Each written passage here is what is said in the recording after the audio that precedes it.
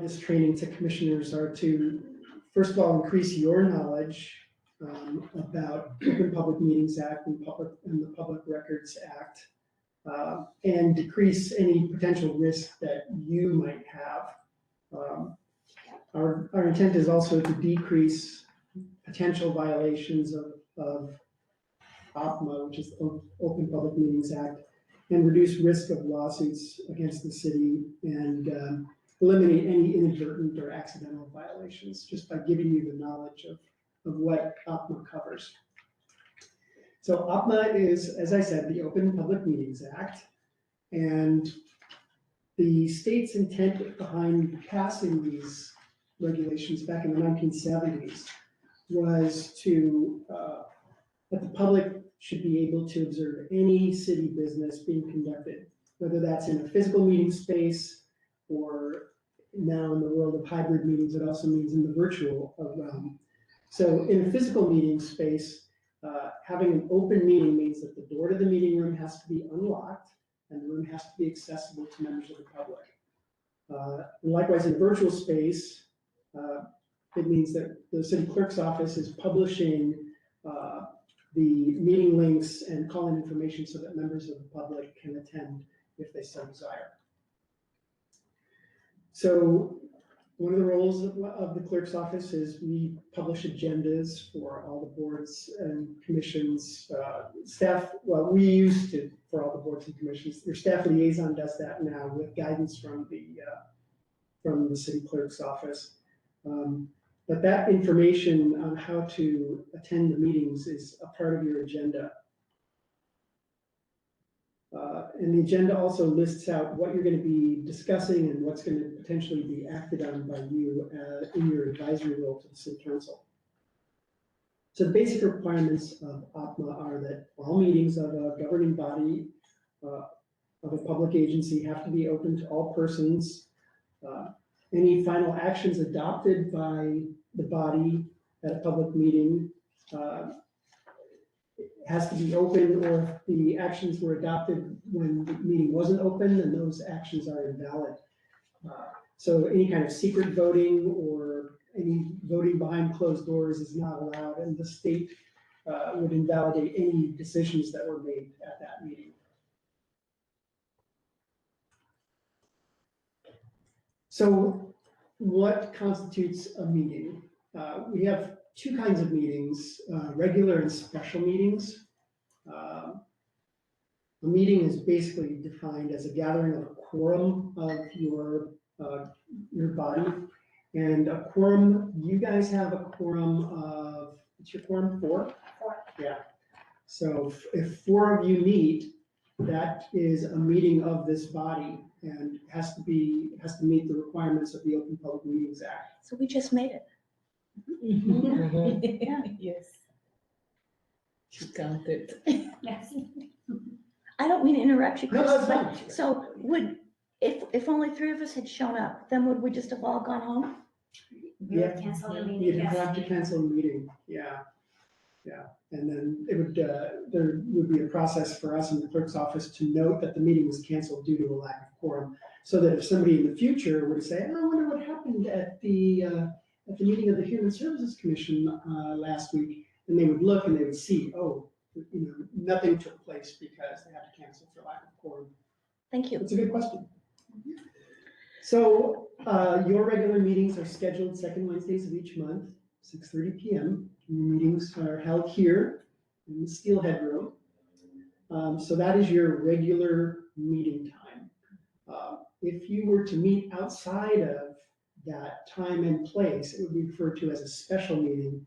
And there's special notification requirements that I'll go over in a little bit that have to be followed if you're going to have a special meeting. So in other words, if a holiday fell on your regular meeting day, or there was some conflict with this room and you had to meet in a different place on a different date, Monica, when she sent out the schedule, would have to note that as a special meeting of the Human Services Commission. Anytime you don't meet on your normal day, in your normal place, it constitutes a special meeting. Okay. So at any meeting,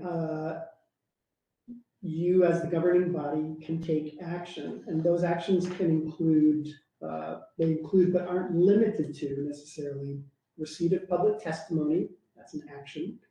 Any discussion is an action.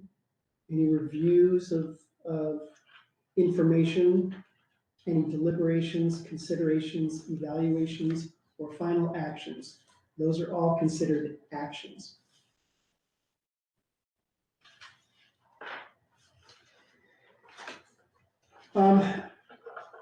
So this doesn't really apply to you necessarily. Special meetings also can include joint meetings. If you were to meet with, say, you ever have joint meetings? We do. We actually have sometimes joint meetings with other East Side Human Services Commissions Okay. from other jurisdictions. Okay, those would be noticed as a special meeting. If you have a work session or any kind of workshops or retreats, those would be, have to be noticed as special meetings. So whether it's a special meeting or a regular meeting, all those meetings have to include an agenda and minutes, and the agendas have to be posted and distributed at least 24 hours prior to the meeting. We like to err on the side of caution with the city of Issaquah. Tisha Gieser, the city clerk, is very, she's very,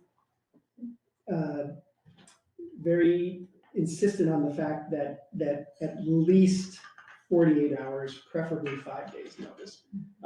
State law says at least 24 hours, but we, like I said, we err on the side of giving more time so that the public has more notice of a meeting.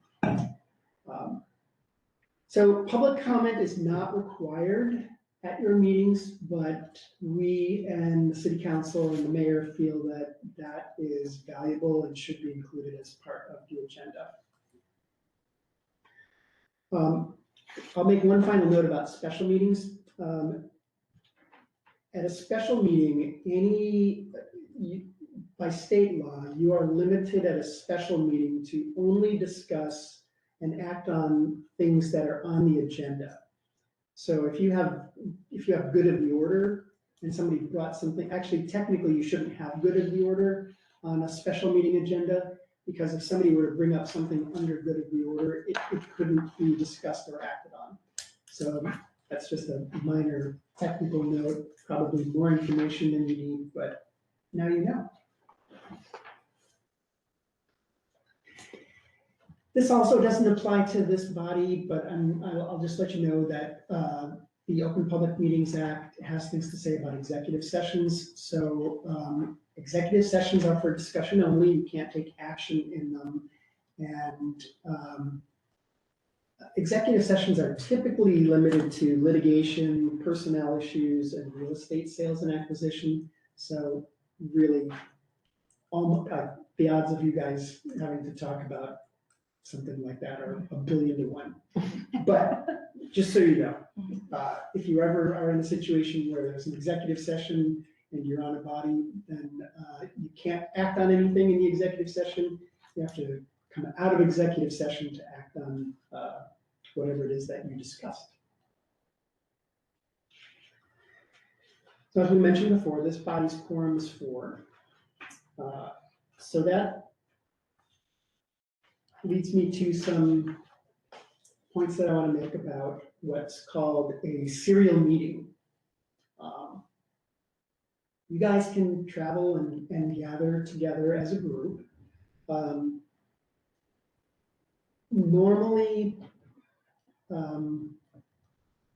at any gathering, like if you guys all decided to say have a barbecue at somebody's house to celebrate the good work that you did the prior year, you wouldn't necessarily have to notice that as a meeting, as long as you didn't discuss any business or anything that might come before you. So you can certainly have a barbecue, but just don't talk business, because if you do, then it becomes a meeting of this body, and it would have to be noticed as a public meeting. Similarly, if you were to email each other about something that might potentially come before you. So say if Trish sends one email and then that person sends it to another board member, and that person sends it to another board member, or if Trish, emails the entire board, that technically is a meeting of the board. So it's really best, and the clerk's office really strongly recommends that to communicate to the board, you go through your staff liaison and email the staff liaison, and she will handle communications. If there's any questions that she has, she can ask either Tisha or myself about how to handle them. But it's very easy for a body to have what we call a serial meeting by email. And that is probably one of the most common accidental violations of the Open Public Meetings Act. So something to be aware of. Similarly, I would,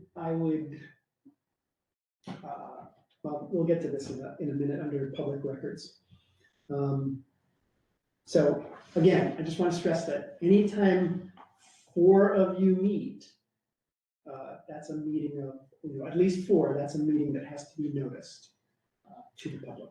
So what I'm hearing is if Trish had an idea or some input that she would be better off having that come from Monica, from the very beginning. Okay. Yes. And that's what we've been doing. That's good. That's great. That's what we've been doing. Awesome. Yeah. Like to hear that. Trisha's great. So again, your in-person meeting place is right here, Steelhead Room. And right now, the mayor likes, the expectation is that board and commission members attend the meetings in person. That's being revisited occasionally and might change at some point, but for the time being, the expectation is that board and commission members meet in person on their regular meeting nights. The public can be here. We have chairs for them. They can also attend virtually. That's something that we are encouraging to promote public participation. So So you want the commission members here, but the public, you would like to engage the public virtually. We are providing as many options for public participation as Okay. we possibly can. Okay. They certainly are welcome to attend personally. If they can't or don't want to and want to attend virtually, we're making that available to them as well. I will mention that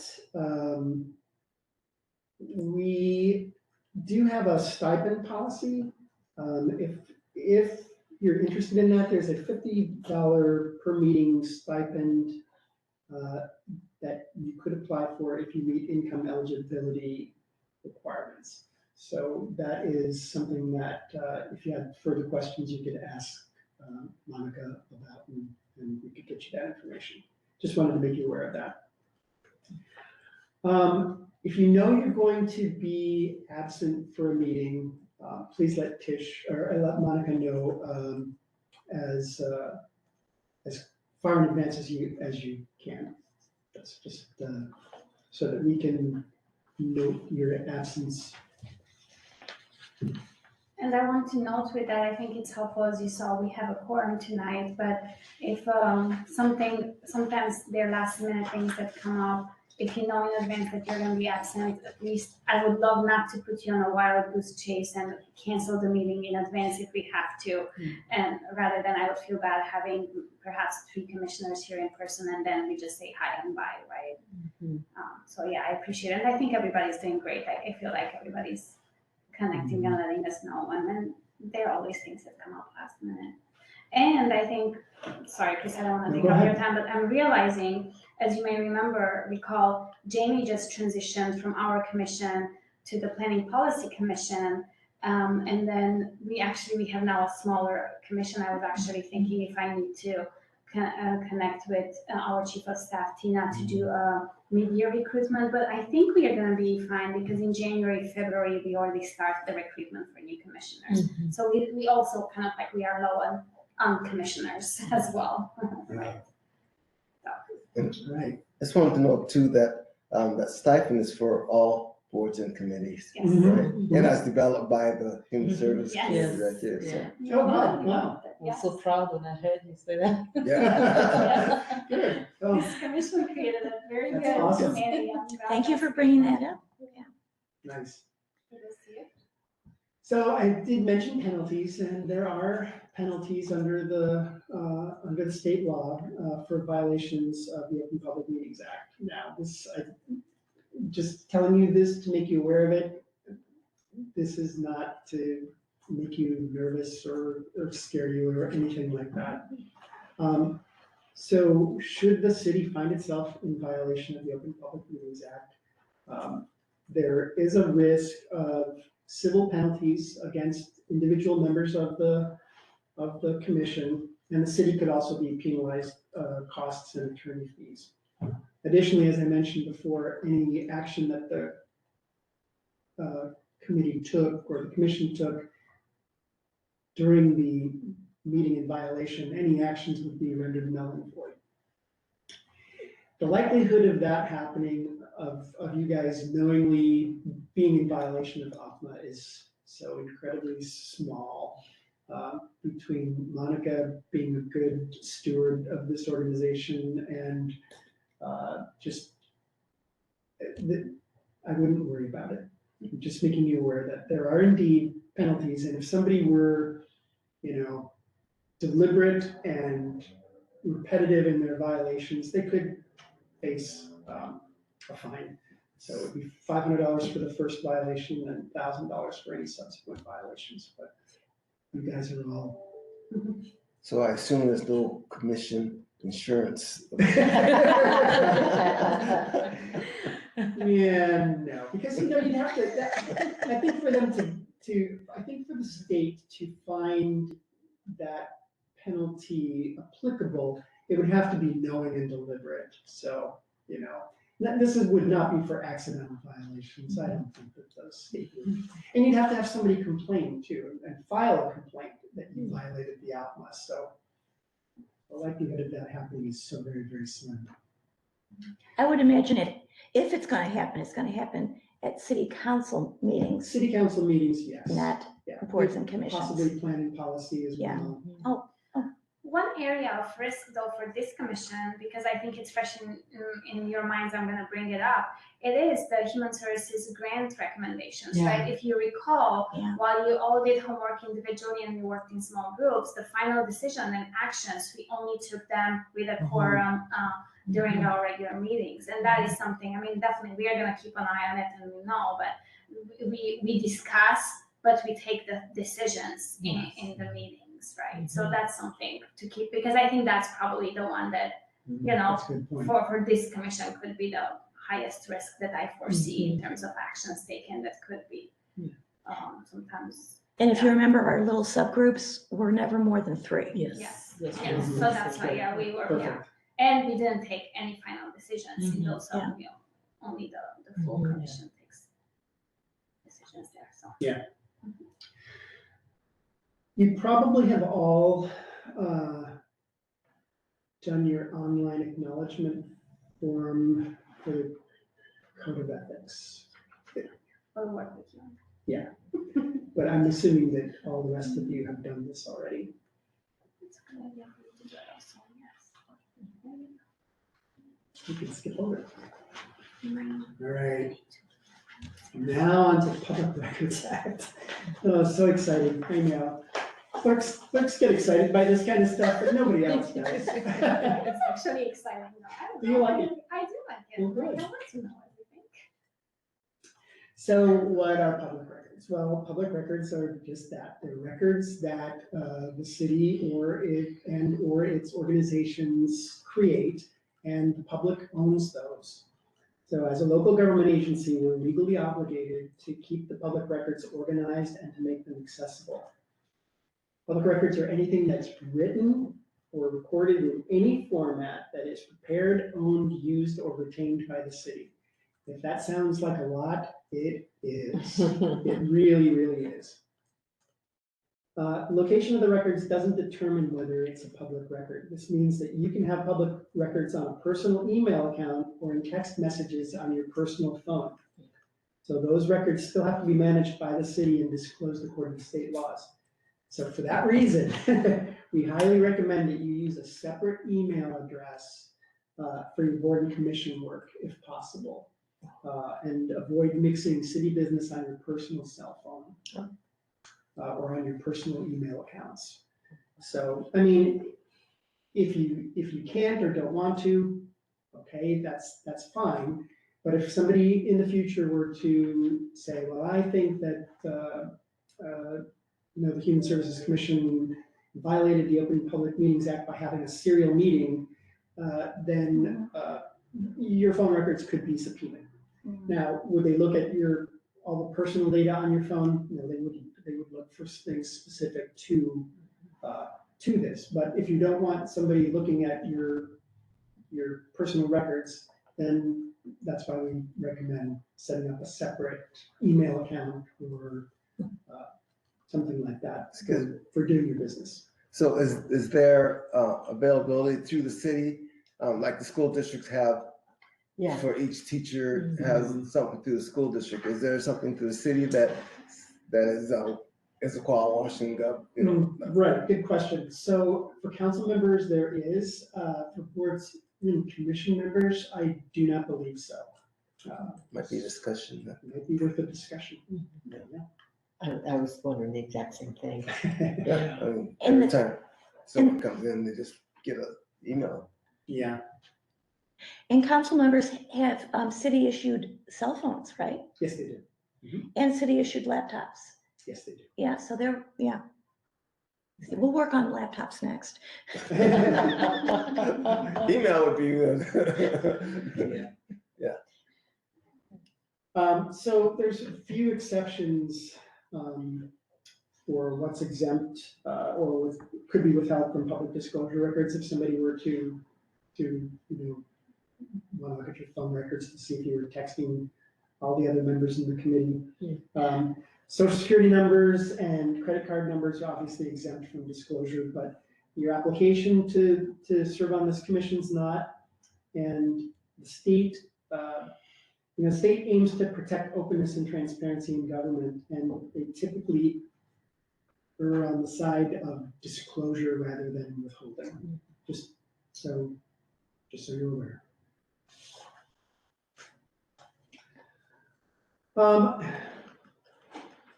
So this is a lot of information that is of varying value to you. So I'm going to kind of quickly go through this. There's the Public Records Act code, which is codified in the Revised Code of Washington 4256, and also in our Issaquah Municipal Code, Title I, Chapter 28. If you really feel so inclined and you're really fired up about this, you can follow those links and have at it. But it's probably more.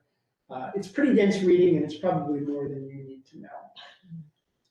What you should know is what are common public record types. So common public records that we manage on a daily basis are meeting materials, including agendas, staff reports, attachments, minutes, all of those things that are related to the meetings.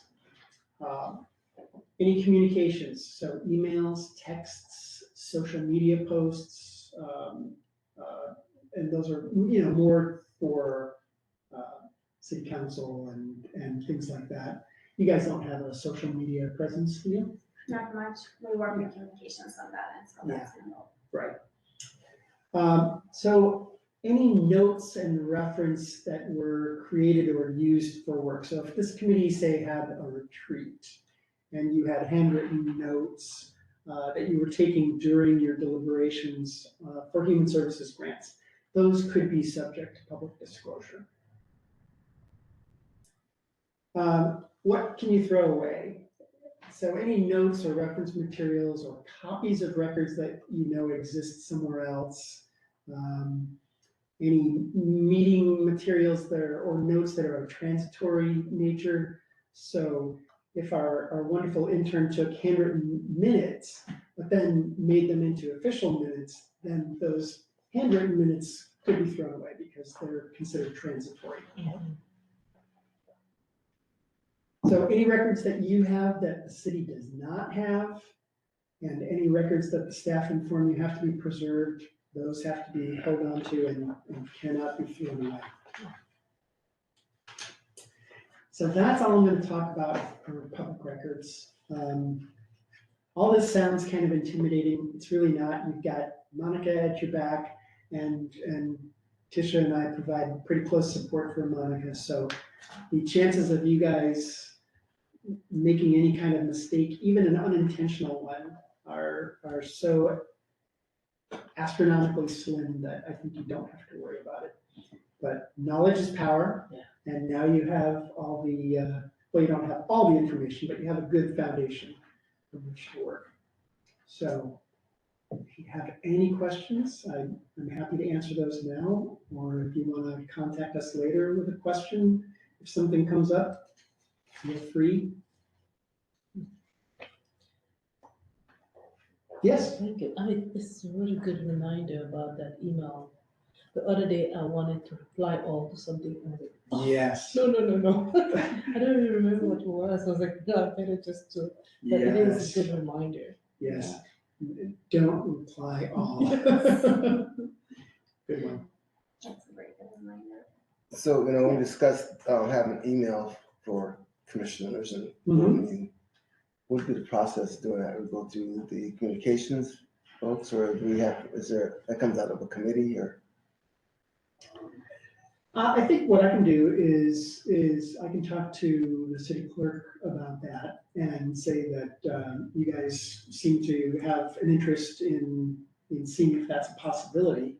And then we will, see what we can do about that and communicate back to you through Monica. I think it'll make things a lot easier. I think it's a great idea.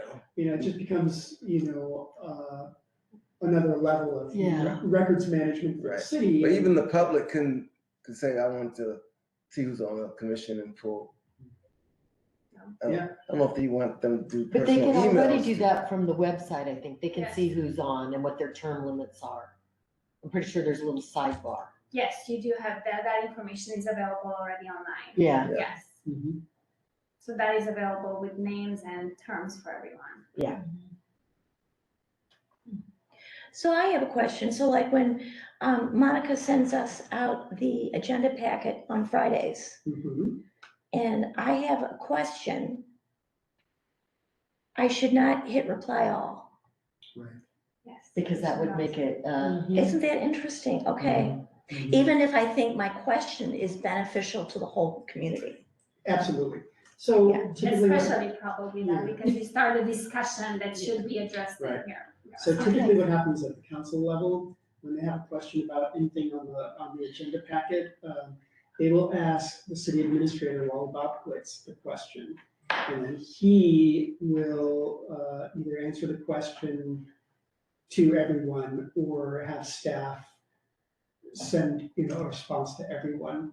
But no, the city, if a city council member were to include everybody on the initial email chain, it would technically be a meeting of the council.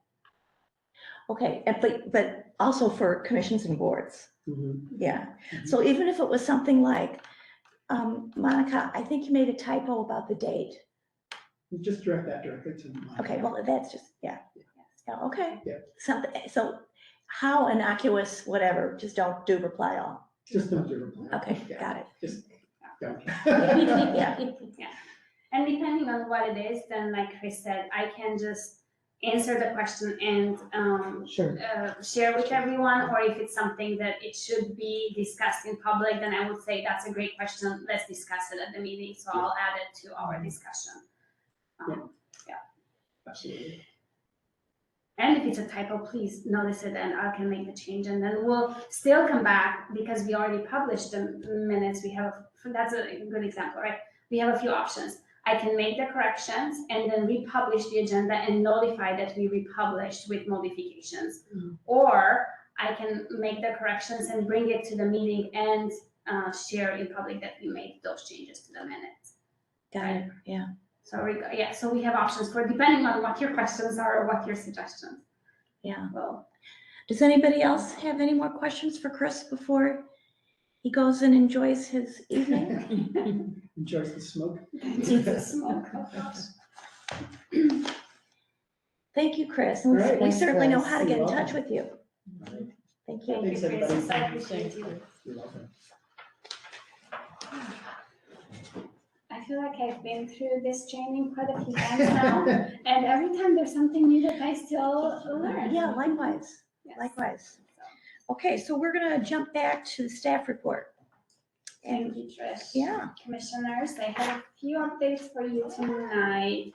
As you may recall, when Hina is here, we divide our staff updates. I typically share updates from mayor and city council, and she shares updates from other human services related updates in the community. But bye, Chris. Bye. Thank But you.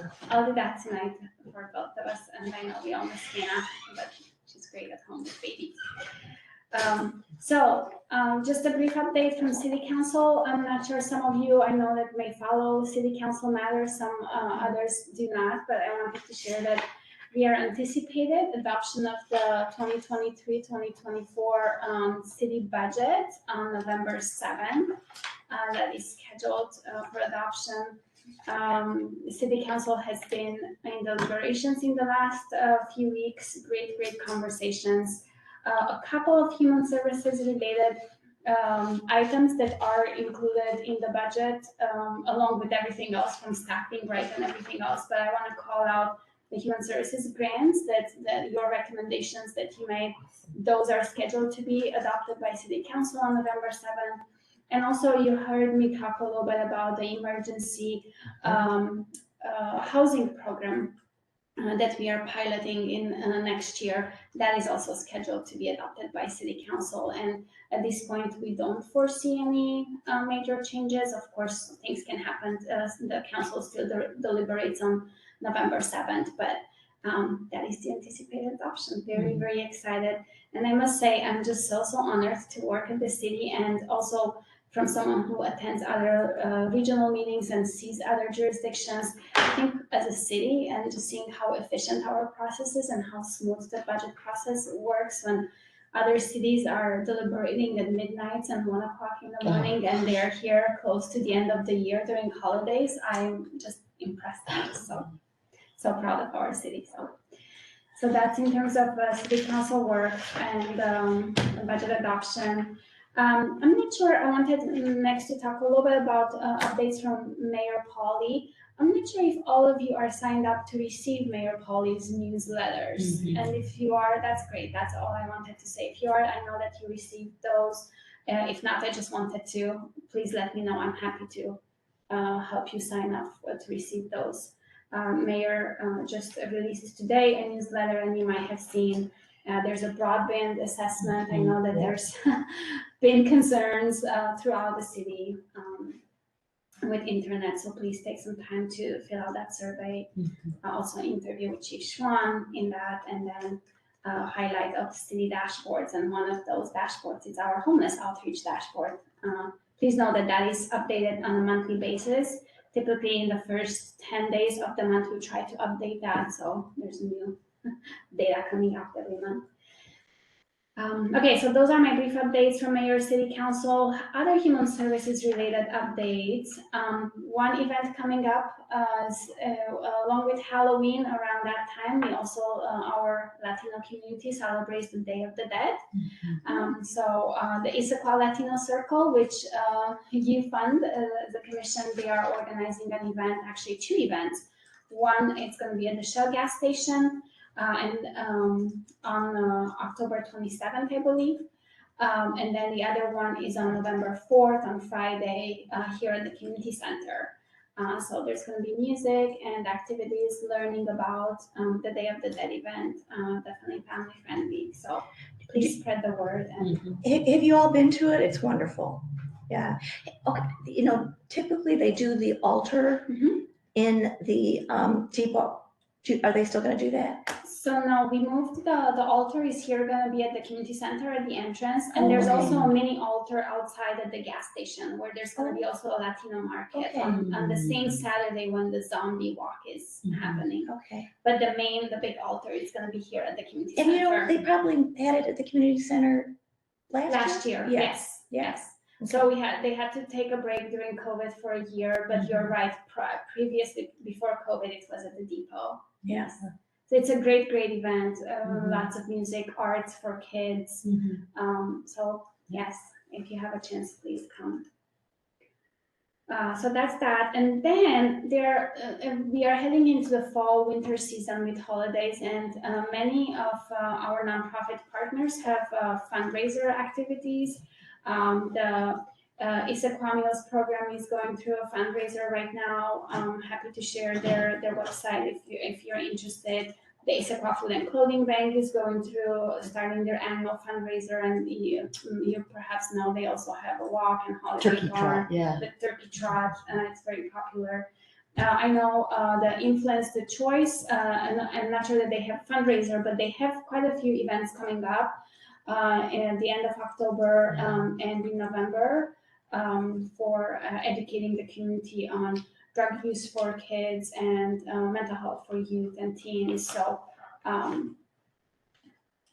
quite a few activities by our local nonprofit provider. So happy to share more information via email if you don't receive those updates. And please consider spreading the word and attending. Okay. And I think that concludes my updates for tonight. My staff report. Okay, do you want to just continue on with agenda item 5B, the 2023 draft work plan? Yes, I would love to. And now I'm gonna try to share my screen so we can put it on the screen up there. Give me just a moment.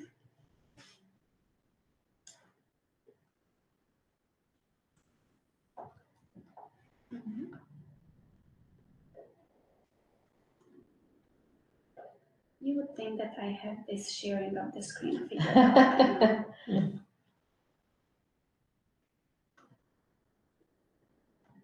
It's not you, it's the broadband. I love it. Okay, so probably you can still not as big as could be, although it's the big screen. Let me see if I can place it here. It's not good. It's gonna work. A little bit, I guess. So what I shared with you, you have it in the packet, on the online packet. I did not print it for you. It's a draft 2023 work plan. I'm gonna go through it really quick, and what I'm hoping to do is just have a couple of discussions on something that we started last month. But just a quick overview. As you remember, earlier this year, the City Council adopted the Human Services Strategic Plan that you helped us last year put together. We are in full implementation of that plan. I'm going to talk a little bit later about that tonight. And so we continue that implementation next year. We were planning for quarterly updates for you, for informational updates on how we are doing on that. But we are also scheduled next year to do a progress review where we are going to go in more depth on each of the goals that we identified to see how are we making progress on those or whatnot and what changes. That's going to be for us next year, a time to make edits and changes to that. So that's going to be something we're going to bring to you for discussion for sure. I mentioned earlier the emergency housing program. Hoping that City Council adopts the budget with that in November. We will be very excited to start work on that. There's quite a bit of work still to be done from identifying the service provider for that program to a request for proposals, to contracting with the motel. And then once we implement, there's going to be quite a few outcome measures that we need to identify. So we will bring those to you. For input, discussion, quite a bit of work on that. We are excited about that, but also we want to do it right. So we don't want to rush it. That's why we would so appreciate as we get closer to get your input on that. Can you, and you've probably told us already, can you remind us how much of the Holiday Inn will be contracted for this service? Such a great question, Trish, and it's Motel 6. Motel actually. 6. Yes. Thank it's you. Motel Okay. 6, Yeah. great. Yeah, Motel 6. clarification. Yeah, Motel 6. Yes. Yeah. So we plan on renting for the entire year 12 rooms. One of the rooms, we plan to use it as a resource room for a service provider case manager to be there and provide services and invite even other service providers. And the other 11 rooms will be for services. And that will be a combination of single and double occupancy. Currently, our homeless outreach staff work with single men, single women, couples, quite a few families more recently we had. So all of those will be eligible for the program. So will it actually be managed by the city then? So it will be actually managed by a service provider. So we are Okay. gonna try to identify a nonprofit organizations who's gonna manage that. Okay, I see. But it's gonna work closely with the city, with especially the homeless outreach staff. Got it. And will there be will there be hot plates? Will there be some kind of, Yes, so that's gonna be one of the roles of the service provider is gonna be to help provide meals. The idea will be to at least have hot meals at least once a day, and then provide other meals and food. Each room is gonna have a microwave and refrigerator for other meals, but yes, so yes, it's pretty complex. oh, yeah, Mhm. very, very, yeah. So, we have individual rooms. What do we do when we have families? So right now, even right now as we work, so depending on how big the family is, even either in the double occupancy room or having them in a room next to one another. I see. Again, depending on Mhm. how How big big. the family is and how old the children are and whatnot. Now, is Motel 6 still a working motel, right? Yes, So how do you separate? that's another great question. We were just talking about that today with the motel and service providers. So the options on the table and the options that we were discussing was to either separate them completely, separate the rooms and just have a wing that's completely separated, or have it integrated with the rest of the guests. And while we don't have a final decision, it seems like we are leaning towards having it integrated with the other guests and providing a more, Normal, a normalcy Yeah. for people. yeah. I think But those are love to hear ideas and suggestions from you, but those are. I just Conversations assumed here. it was the Best Western because the Best Western looks like it's completely closed. And it looked, and wasn't there some emergency COVID?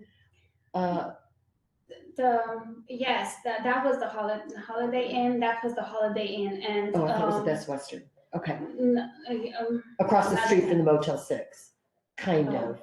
A little bit, yes, Yeah. by PCC, right? yes, yeah. next to- Yes, so that was used by King County, was rented long time. Right. It was used by King County during COVID for COVID facility, I don't know exactly what they're calling it. My understanding is that that place currently is being It looks like it's being renovated or something, Yes, yeah, I and I couldn't tell. think it's, the plan, my understanding was that it was gonna be turned back into a motel, I'll be darned. That's what I heard. but yeah. Interesting. Okay. Thank you. Yeah, thank you. Very exciting project. Very, very exciting, yes, indeed. Okay, so more to come on that for the commission in 2023. Then as we are finalizing the grant cycle for 2021, 2022, and as we are gonna begin contracting with the new nonprofit organizations for 2023, 2024, we'll bring you updates on how that's going. And this is where I would like to discuss with you. We started a conversation last month on typically in off years, the commission takes time to really learn more about the nonprofit partners and how to best do that. And if you recall, we said, Issaquah had a history of going out and visiting the actual nonprofit partners instead of just inviting them to come and provide presentations.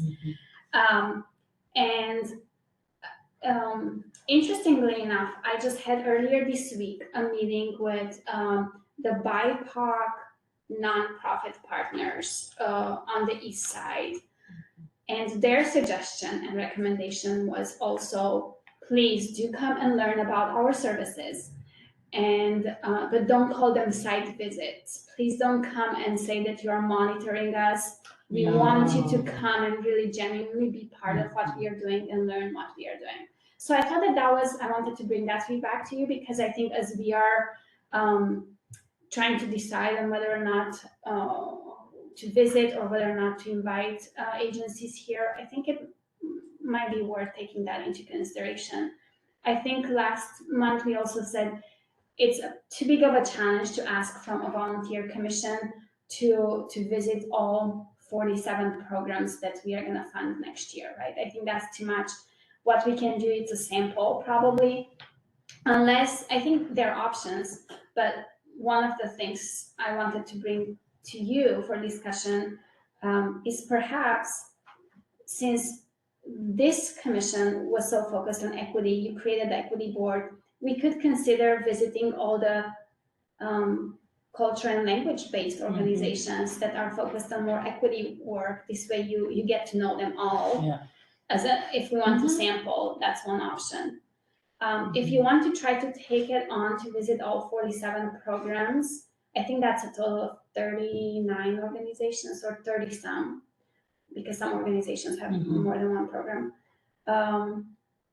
Probably my recommendation would be then to perhaps instead of meeting monthly as a commission, maybe meet quarterly and then take some time. It still seems like quite a bit for a commission of 7 people to visit 49. That's like 7 per person, which seems a little bit. When do you feel like we need to come to consensus on this?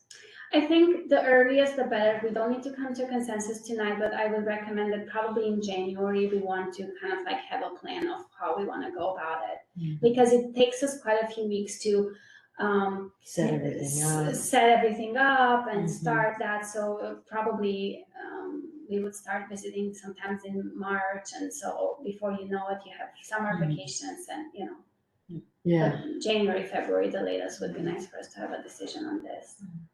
I was actually thinking it's a good idea to focus maybe on one type. You mentioned the cultural and language. And I also see how, we focus on that, but we add one of each other. So it gives us a better idea for when we're delegating, because when you've seen one, it's just that maybe the other one is not that far off, as opposed to just focusing on a single entity. But yes, we can say, okay, culture and language, we see all of them, but one of each other. So That would be a nice, I like that idea. Yes. And there might, go ahead. Yes. This is Manny. I think we mentioned last time also that if you plan ahead, that you know which commissioners are going to be on which group, so that you can focus on, okay, I gotta visit these 7 or whatnot. I think, and I love that idea too. To get an idea what the others are doing, because I have no idea what the other mini groups, task groups were doing, and how their thought processes were. Yeah, I love that too, and kind of like almost like becoming a specialist. My specialty is gonna be behavioral health, or my specialty is gonna be homelessness, or housing, or something, right? Well, and that was kind of how we divided and conquered on the groups. Yeah, and I thought that made a lot of sense. Right. Kind of comparing like with like. I thought that was. And that's something you can consider doing, like even if you want to stay in those subgroups basically and try to learn everything that you can about those organizations, that is certainly an option as well. And report back. Yeah, was that the first year that was done? That was the first year it was done like that, correct? That was the second one. We started in 2020 with the subgroups. But it was a little bit different. You're right. It was the first year we did it because we had the strategic plan. So we used this time we had the strategic plan subgroups. Before we just had a different, from that perspective, absolutely it was. So, and next time we will still have the strategic plan, big, Right, focus that areas. framework, right. Mhm. So that's certainly you can consider that. Trish, you were gonna say something? I mean, I was probably, but I don't need to anymore. Yeah. Yeah, okay, so yes, let's, if you have, thank you very much for this input. I would recommend best in January, let's finalize and let's keep thinking between now and then, and let's finalize a plan for visits. And not to say I think more and more I'm moving away from inviting organizations to come and introduce themselves. Of course, they're always invited. All of our meetings are public meetings. But hearing from organizations, everybody is so busy. If all of our cities are inviting organizations to keep on coming and telling us their story, it's also asking them a lot, right? Yeah, that's true. Yeah, and with that said, maybe when they do the visit, that we can have a joint meeting with the others so that they don't have to do it once. So many times, right? Oh, that would be super efficient. Yes. And I would imagine that several of these nonprofits don't necessarily have an office. Mm-hmm. And so we would want to probably schedule when they're going to do some kind of event Exactly. that we have funded. Yeah, Yes. And that's what they said. Come and see us in action. yeah. Instead of having, because I think rightfully so, something that we like to recognize is the power differential, right? As we are funders, when we go to visit, they automatically feel like they need to be on their best. Because we provide funding and we have that control, we can take the funding away from them, right? So then if we can see them doing events or really as they do their work, it might feel more natural. Yeah, so we're looking for a synonym of the word visit then, at some point, so that they feel more comfortable that it's not a checkup. Exactly. That it's not a site visit. That it's, yes, exactly. Okay, so moving, are we good with this? It presents a unique challenge. It does. How to best How to, balance. yes, Oh, it really is. yeah. It really is. And, somebody mentioned at our last meeting, it might have been you, that then we have to be careful of becoming not partial to the ones we visit. Because we might become partial, we might, because that's natural. That's a natural human reaction. It's very, very natural. You're gonna go see and you're gonna love what you're gonna see, Yeah. and then you're gonna fight harder for that organization than Yeah. for another one that you didn't visit. And for that reason, that's why your model maybe might be the best, because we visit all in a way. Not all of us visiting everyone, but each one has a certain, so every entity gets a visit and there's no bias. I think for us, it's great. Thank you so much. I think anything that we can do to limit bias, I think we are always gonna have bias. Because now, what you just said, now just to add to the complexity, what do we do about organizations who have never been funded and this is gonna be their first time, right? Seeking funding. So that is something first, how do we get to know them as well? So let's keep thinking about a model.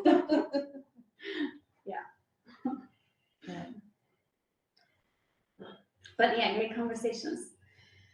Okay, so moving forward, we also have commission recruitment. We just talked a little bit about that earlier. So typical commission recruitment starts in January, February with our chief of staff and clerk's office starting the public recruitment process. Typically in March, end of February, March, we will go through the interviews. That's when typically we have 1 or 2 commissioners on the interview panel for new commissioners. In April, Mayor Pauly makes her recommendations to City Council, and typically the new commissioners start in May. So we will have some commissioners start in May. And do we have 3 vacancies now, including the, I can't remember what the, I believe we have We have the regulars and then we have, what's the alternates? Alternates. Yeah. Alternates. So for alternate members, we don't have currently openings, but I would assume that the alternates currently serve as the regulars for those vacant positions that we have. And you are right, we already had a vacant position that expires in 2024. And then Jamie just moved, so that's a vacant position, that's 2. And we may or may not have a third one, depending. You may recall Kieran was not able to make it to many of the meetings. And that might become a vacant position if she's not gonna be able to come regularly. So 2, possibly 3. Thank you. And then that's on your end, if anyone here present, if you feel that you're not gonna be able to continue, please let us know. Does anybody's term expire?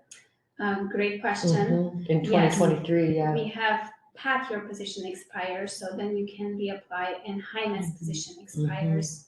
Oh, and Maury's position expires. All the positions that are expiring, they can reapply. So my position is expiring this year, at the end of this year, right? The 2023, yes. So it's basically, it's gonna be at the end of April. So, yes, It that must be was, off a year because I thought, because of stackers. there's Yes. Packer. Oh, yeah, man, a year until 2026. That's what I'm told.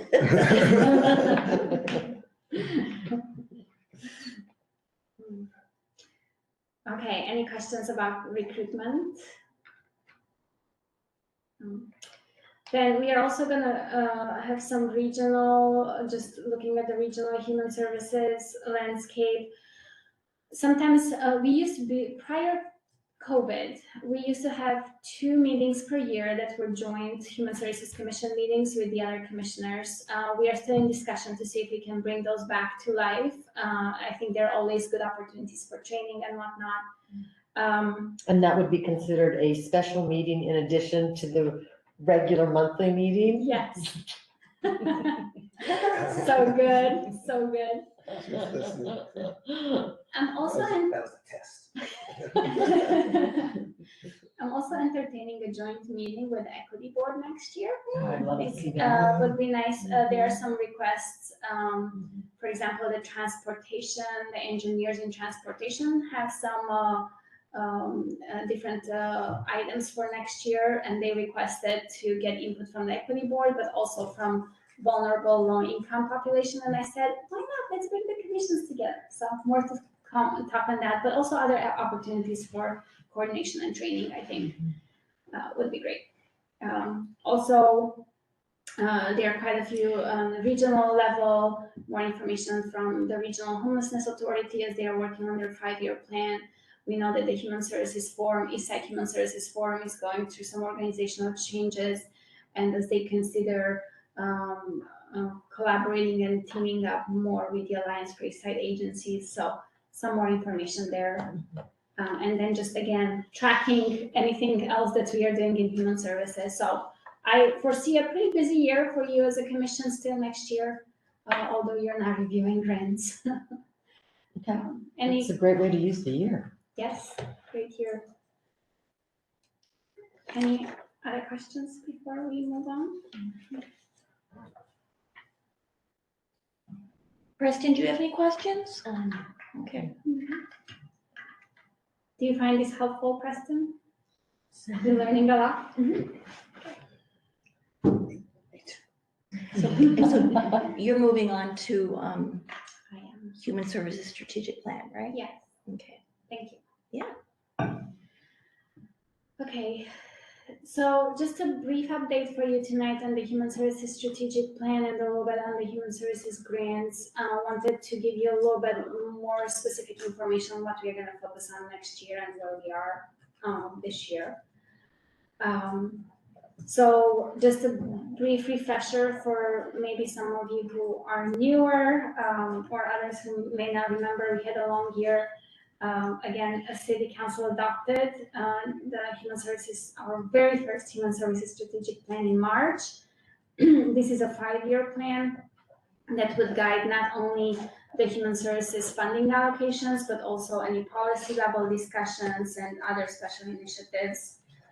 We started with the community needs assessment back in 2021. We did a lot of community outreach, and then if you recall, we identified those 5 strategic goal areas that we use for the grant funding.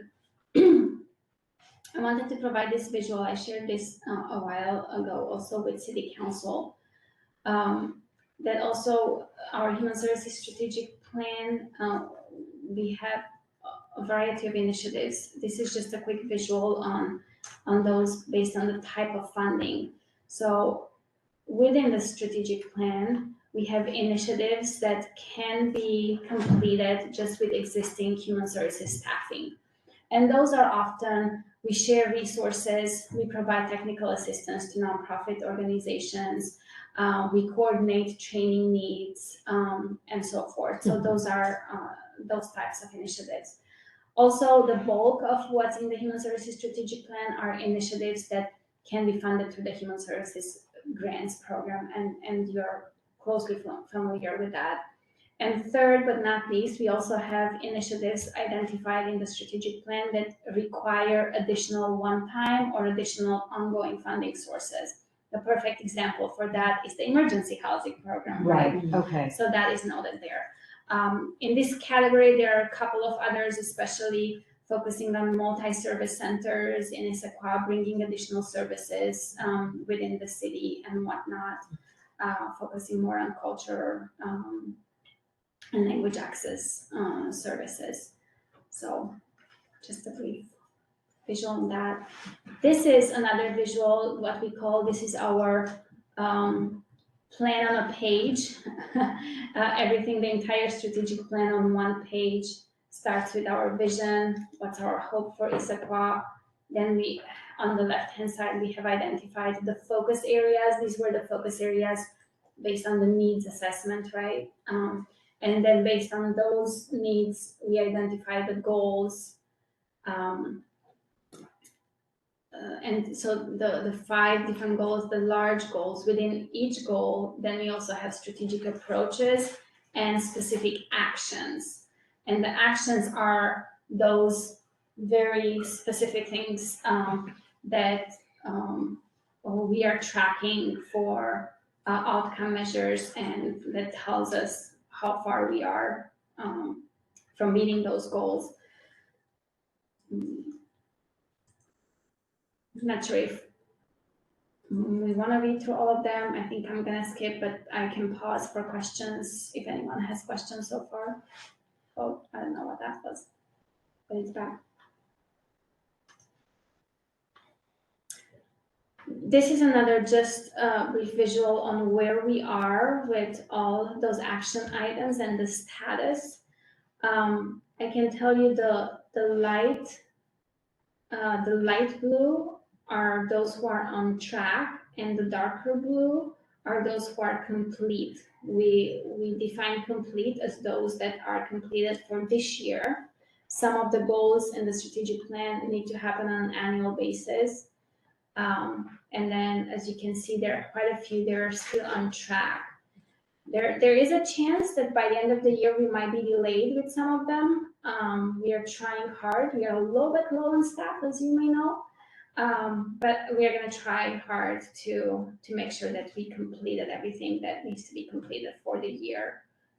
And there are some others that still are going to be perhaps on track just because they are part of the longer term goal and we did not complete them yet. So how are you measuring this tracked and complete?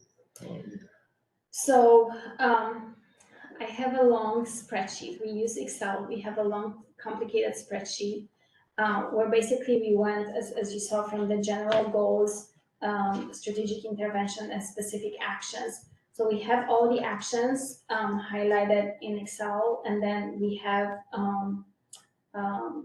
on a quarterly or sometimes on a monthly basis, we provide update on how far or how close we are. I'm gonna show you, I don't have it right now, but in the update in January, I can show you more specific way of how we track them in Excel. But yeah, basically it's we track them in Excel. So, In the- okay, so I'm looking at this, and just, for example, housing affordability. So there were six action items within that bucket, Right. and 2 of those are complete.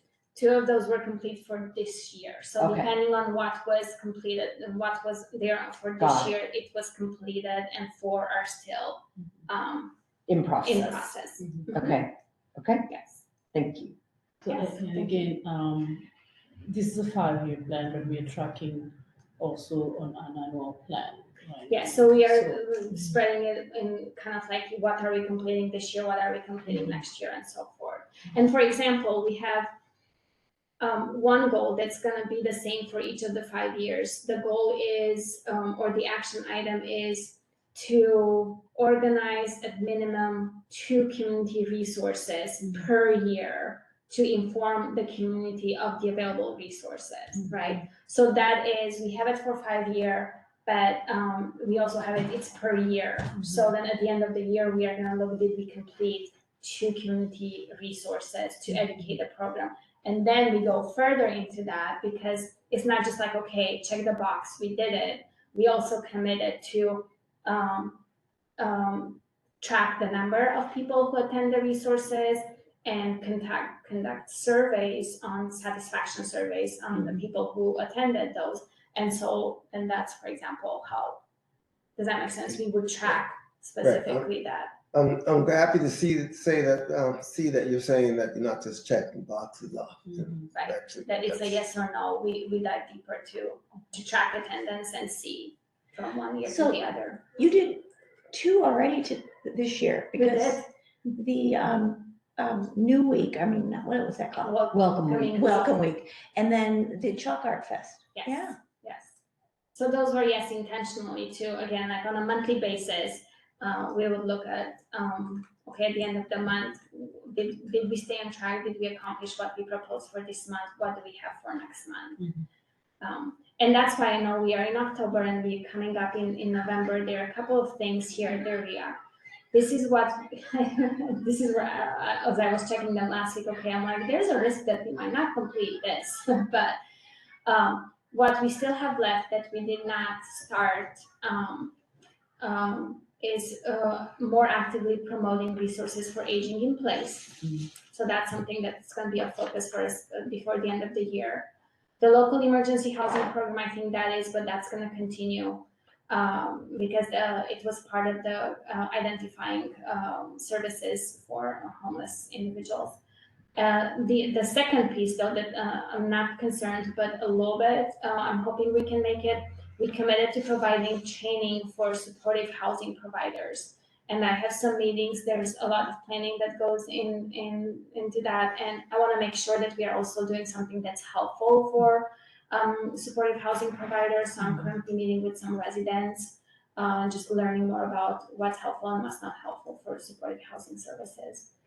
And then we also committed to sharing and identifying community training on common behavioral health issues and resources that also we did not have a chance yet to tackle. So those are the ones would love ideas. If you have interest, capacity, or if you also have suggestions, in particular what I'm looking for, resources, would love to make sure we address those.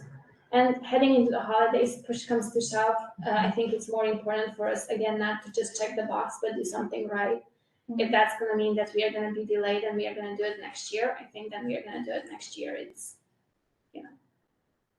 but wanted to highlight these as the ones that, from a brief self-evaluation, I need to focus on. So I have a question for number 3, that bucket, training for supportive housing providers. Would Issaquah Community Services fall into that? What is it? Supportive housing during the, great question. Yes and no, not necessarily. For supportive housing providers was called out last year from the low income communities, Imagine Housing and the YWCA in particular. Okay. As there's a model for supportive housing services, And again, dealing with new staff or lack of staff, those services are not necessarily happening. And even when they're happening, perhaps they're happening at more of a surface level than just don't know what they can assist with. For example, it's easier to provide diapers from Eastside Baby Corner and some food for residents, but perhaps residents need more financial planning, access to educational and vocational services, long-term solutions, rather than just being provided with the basic necessities, right? So providing training for those staff who are supporting those housing, low-income housing, that Got would be more. Would an organization like ICS also benefit from that training? I think absolutely, right? But it's not necessarily targeted directly. Got it. Thanks. Yeah. Great question. Other questions or comments or suggestions on this? Well, I'm going to be particularly interested for number one. Yeah, just to see how that develops. Yes. And I know I think we can do better as a city. King County has quite a few resources for aging in place, and for us to just bring them more locally to the community and make the community more aware of and promoting that, I think that would be great. Mm-hmm. And then just looking, I think, as we identified, everybody struggles, but those who are elderly and are on fixed income with the increased inflation prices, it's just very hard. And I think I can tell you from the calls that we get, the population is getting older, and we have folks who are in their 90s coming for assistance, and it's heartbreaking because they don't have family, they don't have support, and it's just so hard to make ends meet. You know, there's adoption program for kids. We have to have adoption programs for older people as well. Great idea. Even emotional adoption. Yeah. Interesting too, because we have adoption programs for dogs. All right. Seriously. Yeah. So those are great discussions. Let's bring those up. I think we are going to find ourselves in the next few years. Definitely, we need to find creative solutions.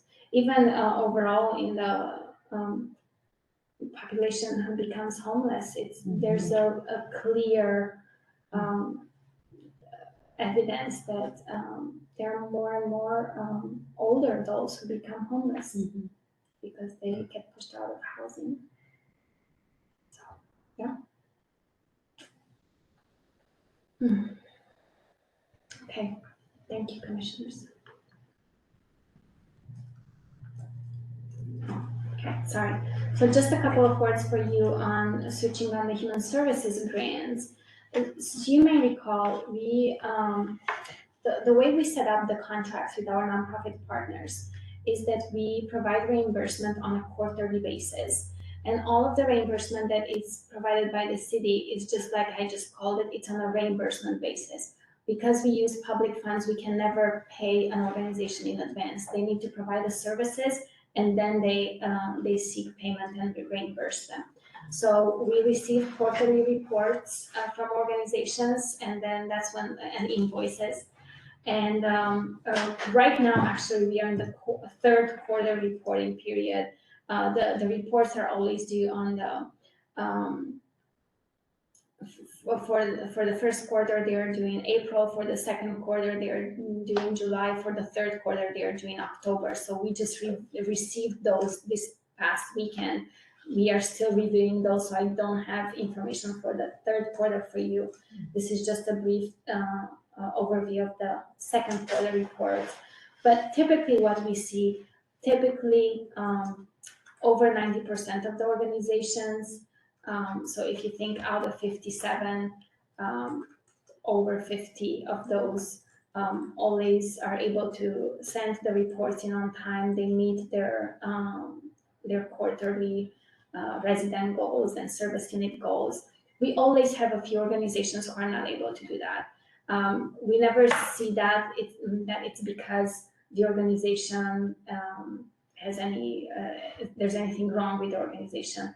What we notice all the time is either staff turnover, new staff, just the organization too small, overwhelmed, they don't have time. So typically those are the reasons why we see, and typically we send reminders, work with them individually. So that's why in the big scheme of things, we have amazing organizations. We really don't see, we don't see any big red flags with it. Good, So, yeah. okay, I think that's all for tonight. Any other input, questions, suggestions? Do you find this helpful? Mhm. I'm just wondering. Bless you. Bless you. This is Pat here. What can, not many organizations don't turn in report on time, a handful. Just wondering what can be done to support them in turning those reports on time.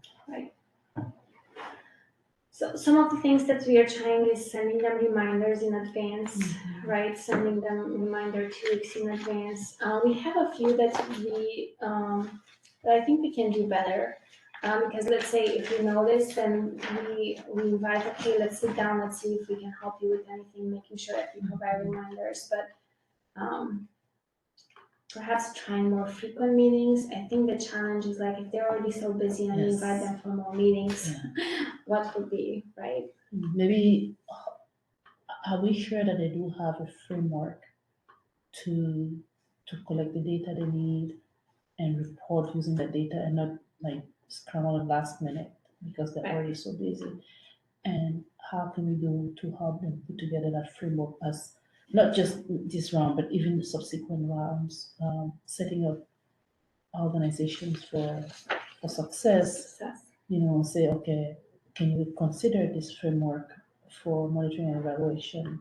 I know we asked those questions, some of the questions that are leading to that, but it's different than like just like really having a framework. This is how I'm gonna do it. This is how I'm gonna collect that data and share it with you. And that's such a good point that you make, Pat, because for example, you may recall last funding cycle, we had the grassroots grants and we had 2 small organizations in that. And part of the work that we did with them, they were just grassroots, they were not part of the larger typical grant. The work that we did with them was actually to meet on a regular basis and set them up so they had the mechanisms to track. So now when the time came to apply to the regular grants, now they had the mechanism in place to track.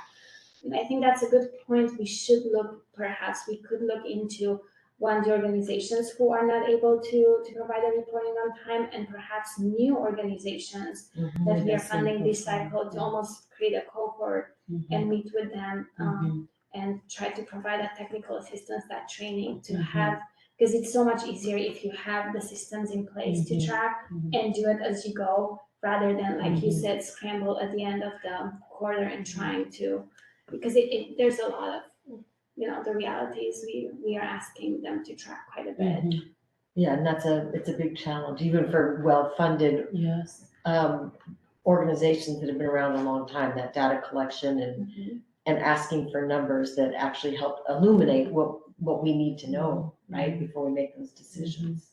And now, as you said, we create templates for them on what to report, but perhaps we could create templates for them on how to track and what to track.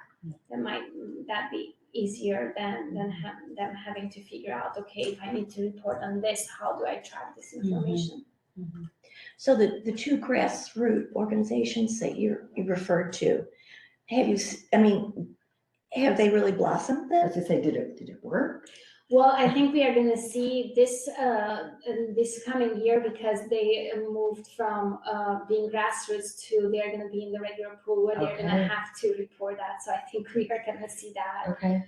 Right. So did we grant them in this next cycle? Yes. So one is the Latino circle and the other one is the garage. Okay. So we are going to see. So we granted them without knowing that they went through the process. Yeah. Yeah. Nice. So, I mean, is there I guess, common spreadsheet that as their, let's say that as the year goes on, that they automatically goes into, let's say if they provide a service to somebody, they put it in the spreadsheet and then it automatically puts it in a Populates. report.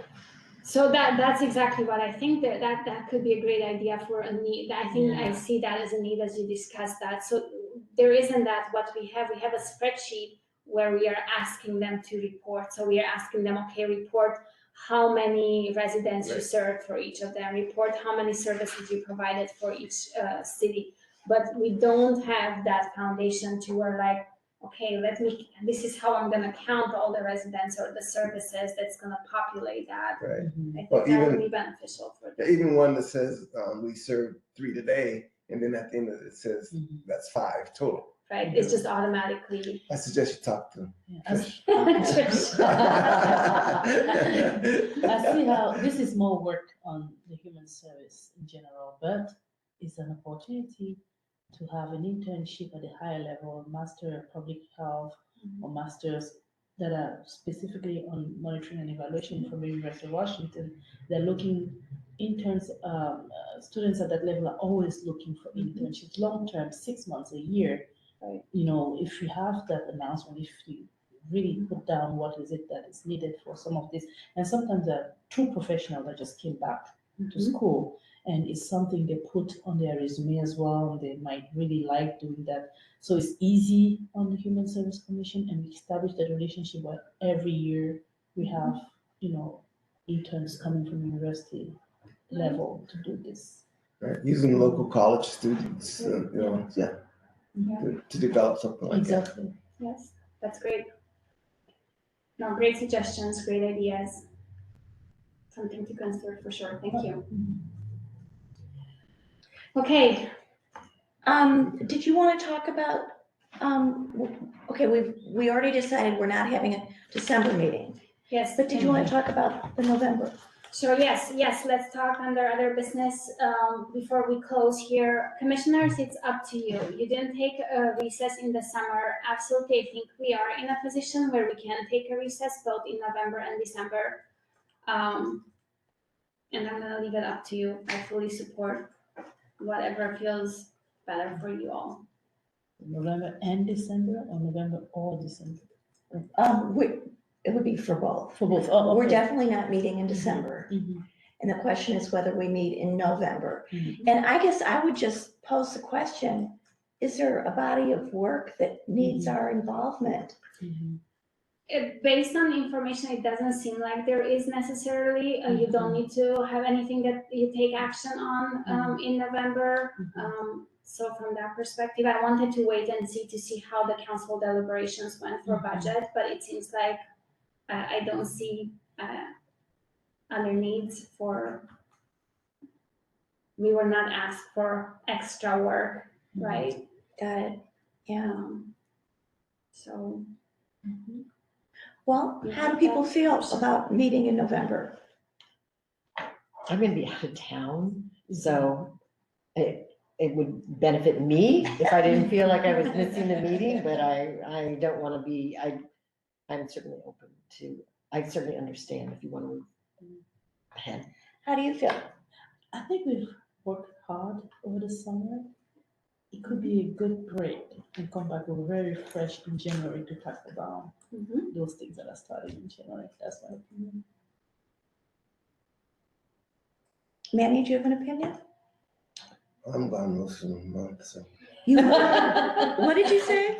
I'm gone most of the month. so Manny was hoping, so maybe we were not gonna meet quarterly in that case, right? So it's great to have that conversation now. No, I mean, but also, looking ahead, what is it we need for January, you know, Mhm. getting a head start on that, Mhm. you know, there's the advantage of that too.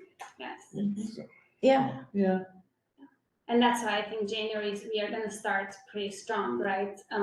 From human services grants to human services strategic plan, we're in that, and the emergency housing program. So it's gonna be, Plus, we need to decide on the nonprofit visits. I'm gonna call them still visits. We need a different word, but Mhm. And it's a concern that, that's time, that's vacation time and people leaving, so we barely had a quorum today, mhm. right, so. Preston, do you have plans for the holidays, December, November? I think I'm gonna be here throughout November and December. I don't think we have any leaving plans. Mhm.